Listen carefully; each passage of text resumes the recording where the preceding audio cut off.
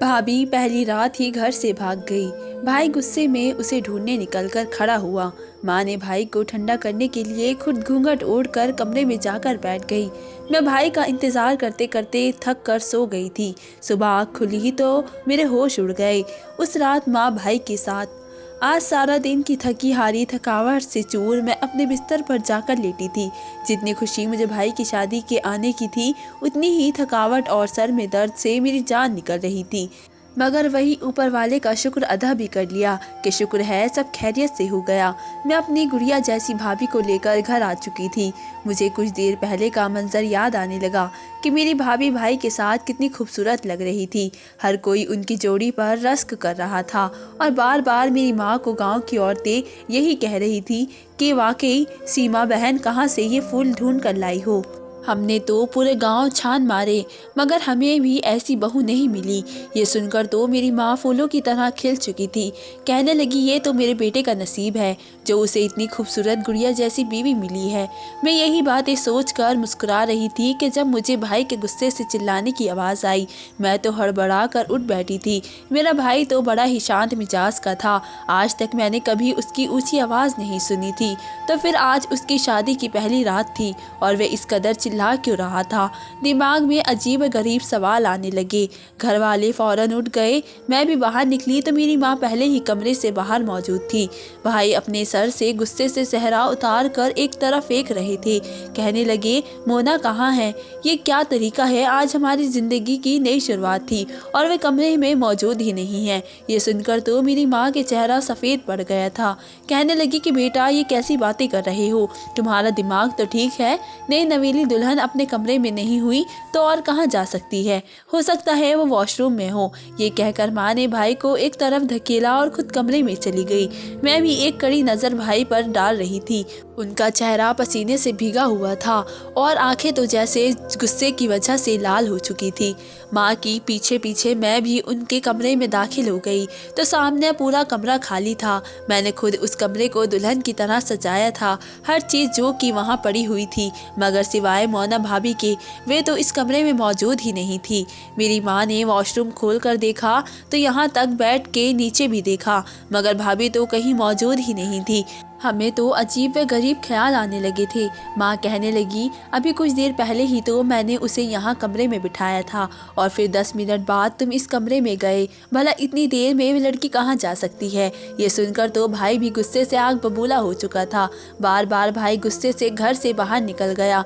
कहने लगा कि लगता है वे मेरी इज्जत रोककर वापस अपने मायके चली गई और अगर वह मुझे वहाँ ना मिली तो मैं उसे कल ही तलाक के कागजात उसके घर वालों को भिजवा दूंगा और अगर वे मुझे मिली तो फिर देखना मैं उसका क्या हश्र करता हूँ। वो पूरे खानदान के सामने हमारी नाक कटवा रही है। भाई तो बहुत ही गुस्से में थे। मैंने उन्हें कुछ समझाना चाहा मगर वह किसी की एक न सुनते। मगर मेरी और माँ के हाथ पैर फूलने लगे थे। माँ कहने लगी न जाने अब क्या होगा। वे लड़की पता नहीं कहाँ चली गई। अगर खानदान तक ये बात पहुँच गई तो बहुत ही बेइज्जती होगी। जैन किस कदर गुस्से में है, मुझे डर है कि कहीं वे उसे तलाक ही ना दे दे। ऐसी बातें सुनकर तो मैं काफ़ी घबरा चुकी थी। सारी थकावट और नींद तो जैसे एकदम से उड़ चुकी थी। आखिर भाभी कहाँ जा सकती थी? ना तो हमारे घर में कोई आया था और ना कोई गया था तो फिर भला भाभी बगैर बताए कहाँ जा सकती थी।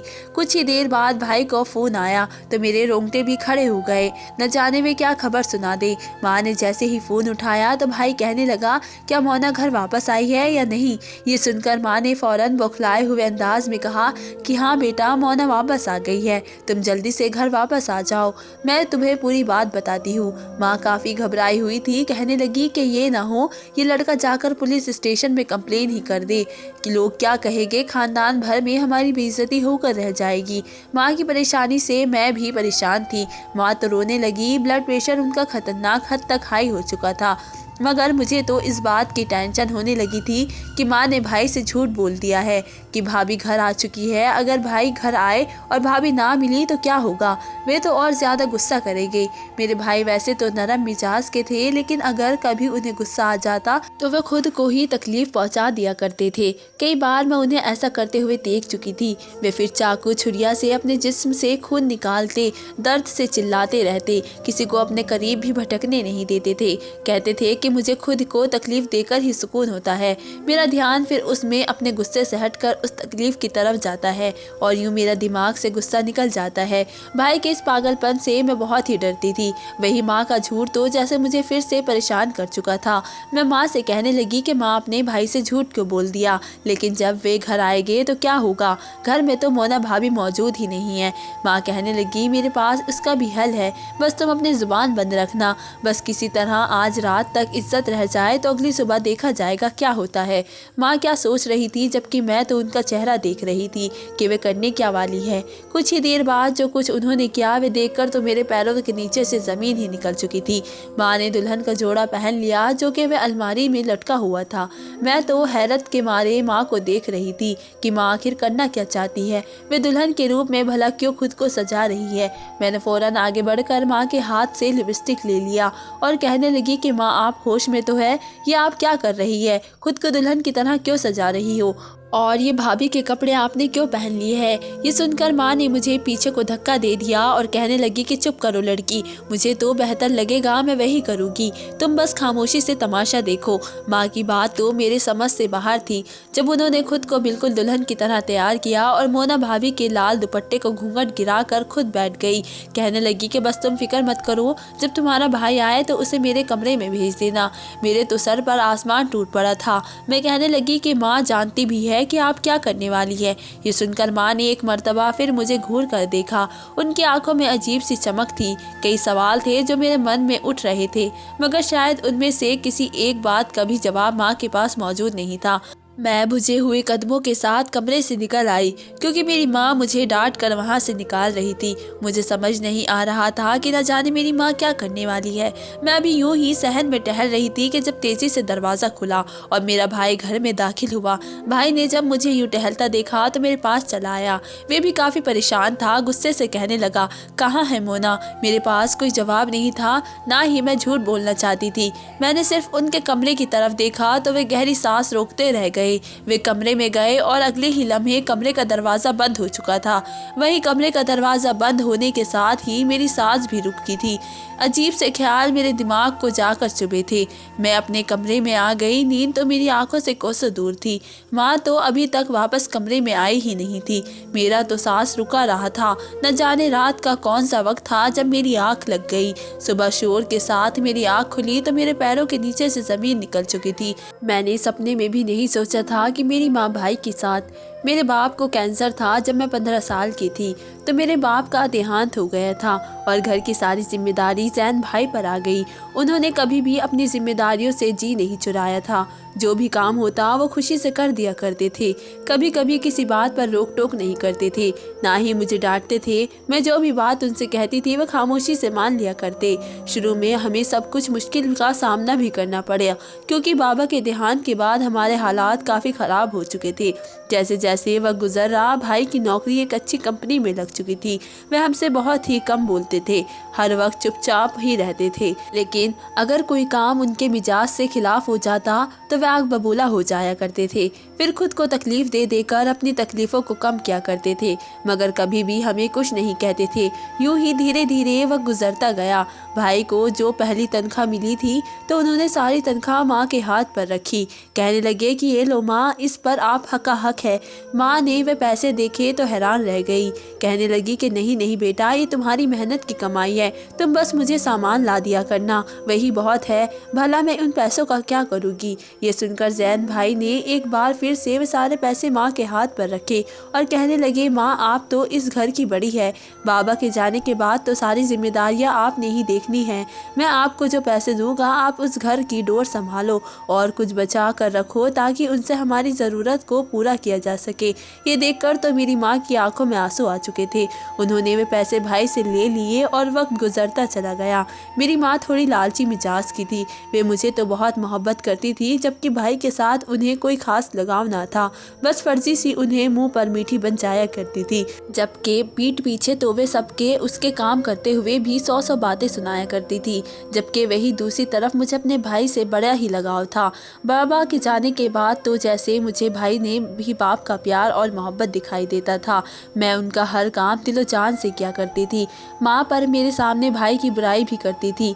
मैं तो उन्हें मुंह पर ही मना कर देती थी कि भाई हमारे लिए इतना कर रहे हैं, अगर वे थोड़ा बहुत गुस्सा कर देते हैं तो क्या हो गया, वे भी तो अपनी कई ख्वाहिशों को छोड़कर हमारे लिए अपना दिन रात एक कर रहे हैं। ये सुनकर माँ का मिजाज थोड़ा बहुत ही बदल जाता, मगर खैर भाई की उम्र बढ़ती चली जा रही थी। वे मुझसे कई साल बड़े थे, मगर माँ ने तो शर्त ये रखी थी कि पहले वे मेरी शादी करेगी, उसके बाद ही भाई की शादी होगी। उस पर भी भाई को कोई एतराज़ नहीं था, मगर मैंने माँ से कहा कि माँ क्यों भाई को बूढ़ा कर रही हो, उनके साथ के उम्र के लड़कों के तो बच्चे गोद में खेल रहे हैं और आप अभी तक भाई की शादी से इनकार करती फिर रही है।